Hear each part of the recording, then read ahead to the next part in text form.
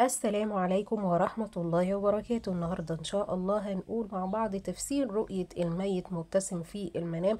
حابة أذكركم أن تفسير الأحلام ما هو إلا اجتهادات، ولا يعلم الغيب إلا الله سبحانه وتعالى.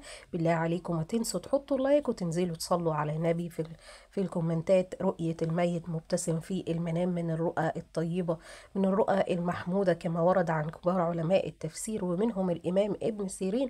ورؤية الميت مبتسم في المنام بتدل على حال الميت في الآخرة، وإنه في مكانة ومنزلة يعني إن شاء الله مبسوط منها، أو منزلة ومكانة عالية، والله تعالى أعلى وأعلم. كمان رؤية الميت مبتسم في المنام من الرؤى اللي بتدل على ان صاحب الرؤية كان من الاشخاص اللي ليه عمل طيب، والله تعالى اعلى واعلم. كمان رؤية الميت مبتسم في المنام او بيبتسم لاحد اهله، فده بيدل على حال اهله، او ان جاي فرج لاهله، او ان اهل احد الاشخاص البيت او الناس اللي بيبتسم لهم في المنام. ده بيدل على انهم هيحصل عندهم مناسبة سعيدة او زواج، او هيزول عنهم هم، او هيدفع عنهم كرب، والله تعالى اعلى واعلم. او مثلا هيكون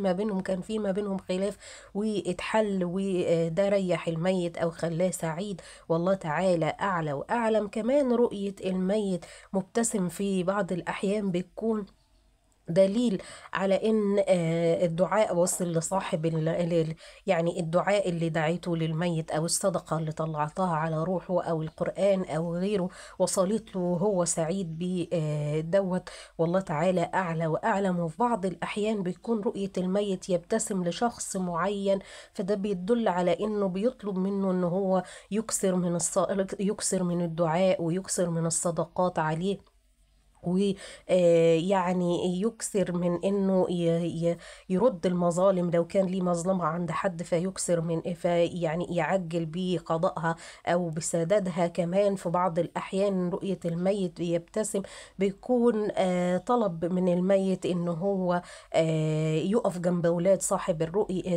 يعني صاحب يعني ولاد الميت، وانه يساعدهم وانه يسأل عليهم او يودهم، والله تعالى اعلى واعلم. ورؤية الميت مبتسم في بعض الاحيان بتكون طمأنينة لصاحب الرؤية أو صاحبة الرؤية بأن الكرب اللي هو بيعاني منه هيزول في الفترة اللي جاية، وأن إن شاء الله الفترة اللي جاية لصاحب الرؤية هتكون فترة فرج وسعادة وراحة بأمر الله تعالى، والله تعالى أعلى وأعلم. دمتم في رعاية الله وأمنه. السلام عليكم.